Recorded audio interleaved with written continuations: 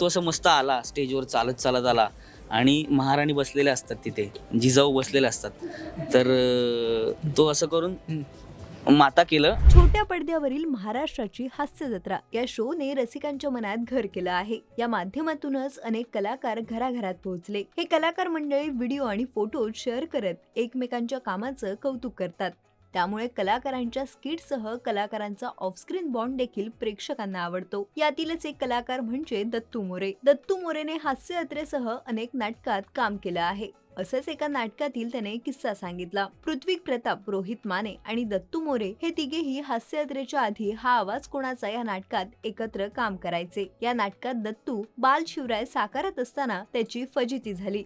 या नाटकातील दत्तूचा किस्सा रोहितने सांगितलाय. चला तर जाणून घेऊयात नक्की काय आहे हा किस्सा. म्हणजे खूप वर्षांपूर्वी, म्हणजे मी 11वीला होतो तेव्हा माझी पृथ्वीची आणि सावतेची आमची हा आवाज कोणाचा आम्ही एक नाटक केलं. प्रायोगिक नाटक. तेव्हा मी भेटलो होतो पहिल्यांदा 10-11च्या दरम्यान. तेव्हा मी भेटलो होतो आणि ती सुरुवातच होती आमची सगळ्यांचीच. आणि त्यानंतर मग आम्ही पुन्हा आपापल्या मार्गी कामं करायला गेलो आणि पुन्हा आम्ही ह्या निमित्ताने परत एकत्र भेटलो रे. एवढं भारी वाटतं. एकांकिका एकत्र केलं, त्याच्यानंतर आपण एकही व्यावसायिक काम नाही केलं, फक्त ते हा आवाज कुणाचं जे प्रायोगिक केलं होतं नाटक आम्ही तेवढंच. आता दत्तूने त्या नाटकाचा विषय काढला तर मला एक किस्सा सांगावासा वाटतो. दत्तू त्याच्यात बाल शिवाजी होता आणि दत्तू असं मस्त आला स्टेजवर चालत चालत आला आणि महाराणी बसलेल्या असतात तिथे, जिजाऊ बसलेले असतात. तर तो असं करून माता केलं आणि त्याच्या हातात घड्याळ होतं. आणि सगळे विंगीतून हसायला लागले. तुला काही ना काय झालं, मग गुणवलं की घड्याळ.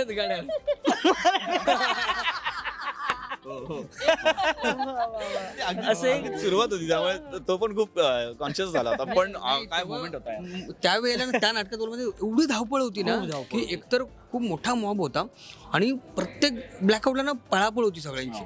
आणि त्या चेंजिंग मध्ये ते घड्याळ काढणं ते राहूनच गेलं. कारण प्रत्येक जण म्हणजे आता बिचारा आता जस्टिफिकेशन देतो. पण ते खरं आहे, कारण तो बाल शिवाजीचं कॅरेक्टर करत होता, पण त्याचबरोबर तो बाकी मावळ्यांची सुद्धा भूमिका करत होता. आम्ही सगळेच वेगवेगळ्या मावळ्यांचा रोल करत होतो.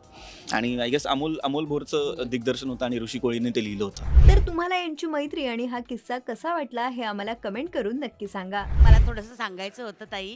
काय माझी पोर बापाविना पोर आहे.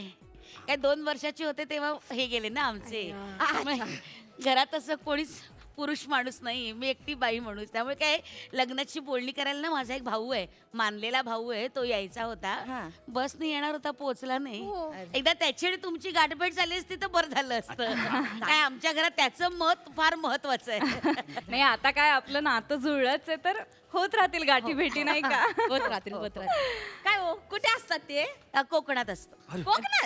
कोकणात कुठं? चिपळूण.